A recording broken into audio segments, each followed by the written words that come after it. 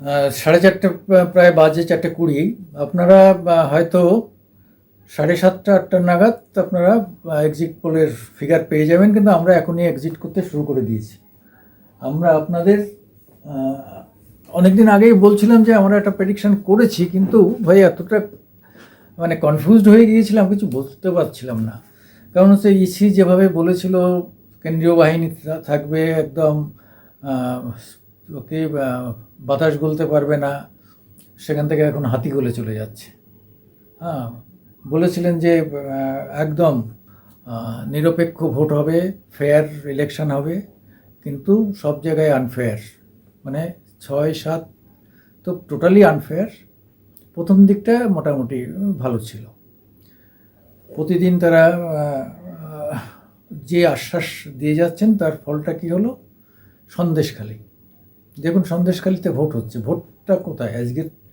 আজকে ভোট তো হওয়ার কথা ছিল ডায়মন্ড হারবারে, কিন্তু সমস্ত ফোকাসটা চলে গেল বসিরহাট তথা সন্দেশখালি। সেখানে রেখা একাই ওলটপালট করে দিল। সব টার্গেট, সমস্ত শক্তি ব্যয় করা হচ্ছে রেখাকে হারানোর জন্য।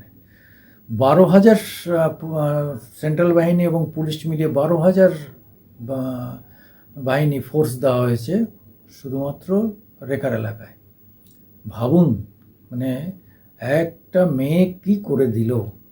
আরে তো 2004 সালের সেই মমতা একা জিতেছিল না?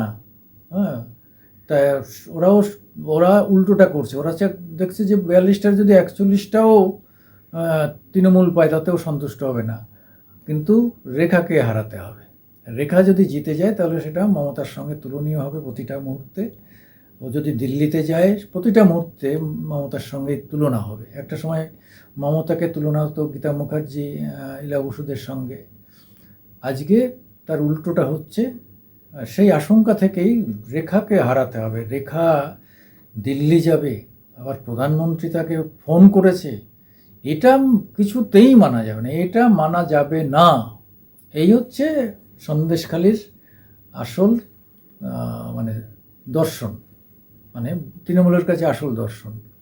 আবার বিজেপির কাছেও এটা একটা বড় টার্গেট, কেন মুখ্যমন্ত্রী যেটাকে আলাদাভাবে নজর দিয়েছেন, এইটা আর কৃষ্ণনগর। তা এই দুটো সিট যদি না পাওয়া যায় তাহলে খুব খুব বিজেপি, রাজ্য বিজেপির কাছে সেটা মুখ রক্ষা করা খুব কঠিন হয়ে যাবে। তারপরে এরা জিতলেই কেন্দ্রে মন্ত্রী হবে, রেখাকে মন্ত্রী করা হবে, এইসব টোপ টোপ দিয়ে বিজেপি মোটামুটি একটা ভালো ফোর্স দাঁড় করিয়েছে সন্দেশখালিতে। কিন্তু সন্দেশখালি তো একটা, 7টার মধ্যে একটা অ্যাসেম্বলি। সন্দেশখালি নিয়ে পড়ে থাকলে হবে? অন্য জায়গায় কী হচ্ছে সেটা দেখো, সেটা কিন্তু দেখার আর সময় নেই। মানে মিডিয়া আছে সন্দেশখালিতে, কাজে সবাই ঝাঁপিয়ে পড়েছে সন্দেশখালি। সন্দেশখালি নিয়ে হচ্ছে এখন খেলা, তার বাইরে কোনো খেলাই হচ্ছে না। বলুন তো দেখি কী অবস্থা। এইটা যদি অবস্থা হয় তাহলে এর ফলটা খুবই খারাপ।